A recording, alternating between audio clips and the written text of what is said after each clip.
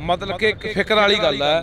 वो कहना साडे नाल एक बिहार का बंदा बैंक च काम करदा, कहना असीं 10 बंदे बैठे, कहना उहने गल कही, कहना जिहड़े सोडे घरां 'च निआणे खेडदे ने साडे साडा डीएनए बदल के साडी खुशी की जा रही है। अज यार साडे हर एक काम ते काबज हो के आके साडियां पग्गां लाउण लग गए, 5-5 साल दीयां जवाकड़ियां दे बलात्कार करन लग गए, शरेआम रोज़ अपने बंदियां दे मगर पैंदे आ।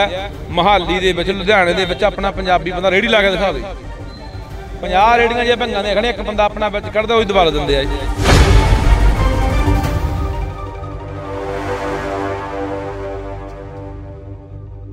मतलब कि एक फिक्र वाली गल है। वो कहना साडे नाल एक बिहार का बंदा बैंक च काम करदा, कहना असीं 10 बंदे बैठे, कहना उहने गल कही, कहना जिहड़े सोडे घरां 'च निआणे खेडदे ने साडे है। 700 टैटू बेबी सेंटर आ पंजाब च, साडा डीएनए बदल के साडी खुशी की जा रही है। हुण ये बोलो ना फिर गल्लां भी किवें साडे नाल की वापर रहा, साडे इतिहास नूं किताबां दे विचों किवें खत्म किया जाए, साडे च मिलावट की कीती जाए, रलगढ़ किवें किया जा रहा, दसो ना यार। उत्थे तुसीं बोलदे नहीं, चुप हो, स्टेट दे हक च भुगतदे हो। हुण आ भईआं वाला विवाद उठिया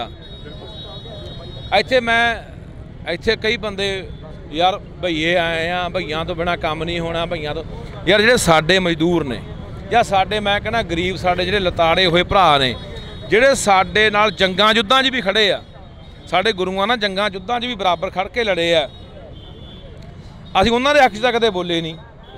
जदों करोने वेले मते पै गए सीगे पिंडां दीयां कई पंचायतां ने, सारे नहीं मैं कहना बंदे इक्को जिहे ने, सारियां पंचायतां आ मेरे घटा ला यार तां, पर उदों नहीं साडे बंदियां दे हक 'च खड़ के। करोना आया, एक भी भईया नहीं आया, उदों झोने किवें लग गए।